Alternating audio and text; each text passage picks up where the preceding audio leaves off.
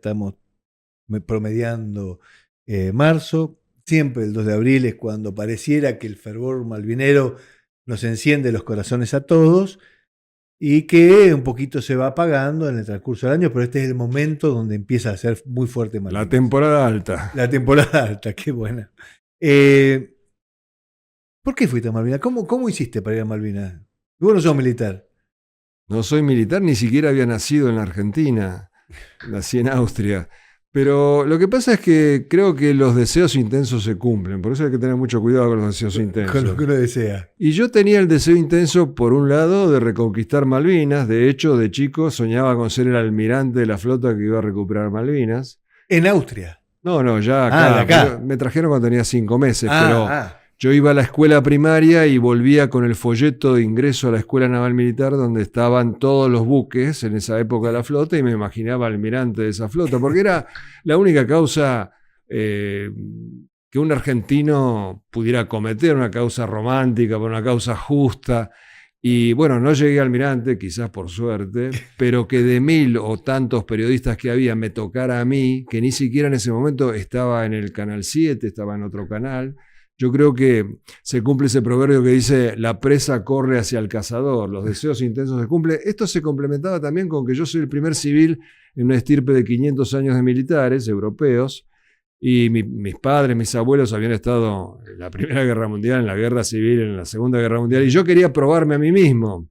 Entonces, esos dos deseos de... Yo había cubierto algunas guerras de baja intensidad, guerras civiles en Centroamérica, pero quería... había hecho un pequeño acercamiento. Sí, en Centroamérica, pero quería ver cómo era una guerra de alta intensidad. Entonces, esos deseos intensos, se ve que a la larga se cumplen. Hay que tener mucho cuidado con los deseos intensos, ya sea un trabajo, una novia o una guerra, porque se te pueden llegar a cumplir. Como decía León Gieco, que la guerra no me hacía indiferencia, y no te fue indiferente. Me decís que ¿qué otras guerras habías cubierto hasta ese momento de baja intensidad? Yo la primera guerra que cubrí fue la guerra civil en Nicaragua en el año 79, cuando cae Somoza, que era la guerra entre la Guardia Nacional de Somoza y los grupos guerrilleros procomunistas, los sandinistas. Después en el 80 anduve por Salvador, también guerra de guerrillas, Guatemala.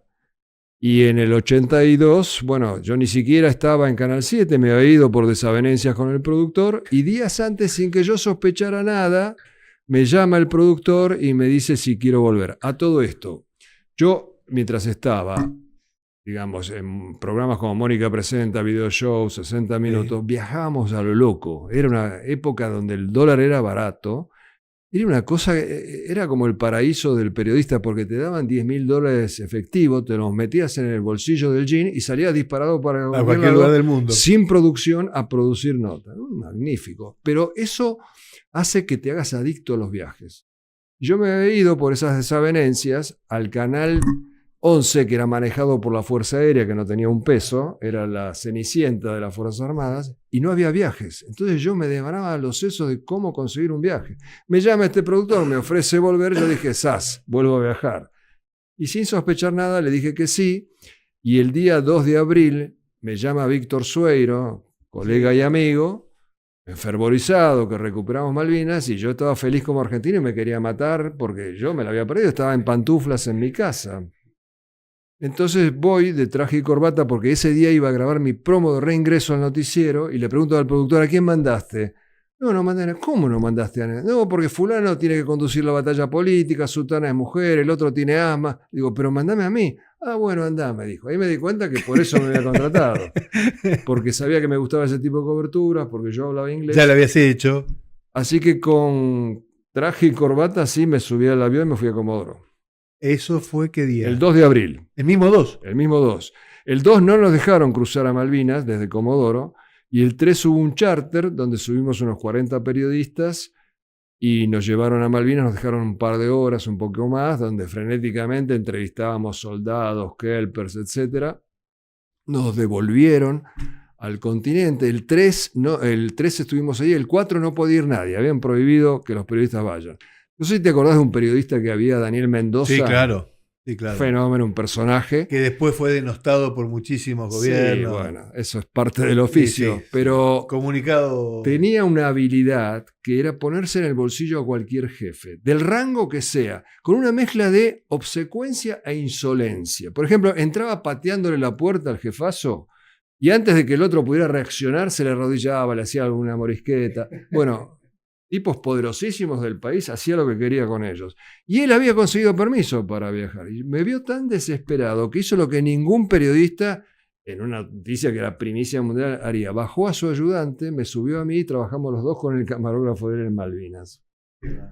No, lástima que se fue joven por algunos excesos que cometió, pero es un tipo extraordinario. Y bueno, y después en abril entraban bandadas de periodistas, pero nadie se quedaba, todos se volvían. Y no es porque no los dejaran los militares. Yo fui testigo de cómo Menéndez, al corresponsal de guerra con carnet, yo no tenía ningún carnet, del diario La Nación, le ofreció quedarse y dijo, no, soy más necesario en Comodoro Rivadavia. Entonces entraban, salían, se volvían en el mismo vuelo, y después se cerró el bloqueo y ya no podía entrar más nadie, pero hubieran podido quedar más periodistas. Y vos desde ese momento que reemplazás, que vas con el tema de Mendoza, de Daniel Mendoza, ya te quedás. No, yo primero entraba y salía porque no había posibilidades de transmitir en vivo. Una vez calculamos que para transmitir en vivo a Buenos Aires había que poner 7 buques en línea recta, cosa imposible. Entonces yo me iba a Comodoro, transmití y volvía. Y el día 23 decidí no salir más porque tenía miedo que se cerrara el bloqueo y quedarme afuera. Y quedarte afuera.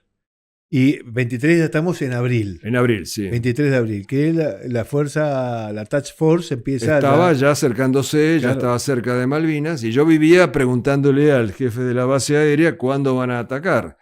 Y el 30 de abril me dice mañana.